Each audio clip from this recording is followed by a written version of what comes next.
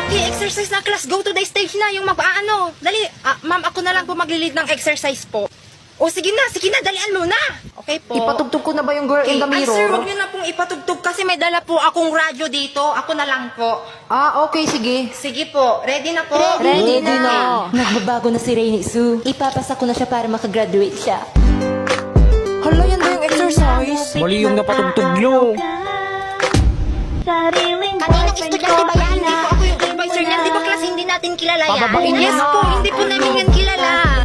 Uy, baba ka dyan. Tangina mo hindi kami nakikipag-joke dito Gusto ko lang naman pong impluensyahan yung mga kabataan, ma'am. Influensyahang maging jejemon kagaya mo. Hey class, naghahanap si principal ng rapper dito. Kung may kilala kayong rapper. Di nyo na pwede masisi kung ba't ganito. Ginaganapan ko lang na natural. Saka inagapan ko na makutal. Nilaban sino ba yung pinapang minahal. Katagalan natutunan ko ng tumagal. Saka alam ko naman na inaabangan na. Sa natabangan yung papakawalan para di naabangan. Kaso nga lang palaban ng batang alabang. Kinalakihan ng galingan.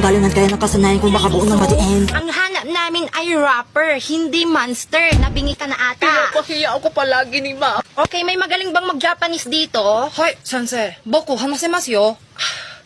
Ay, Thailand pala. May magaling mag-Thai dito? Usay po.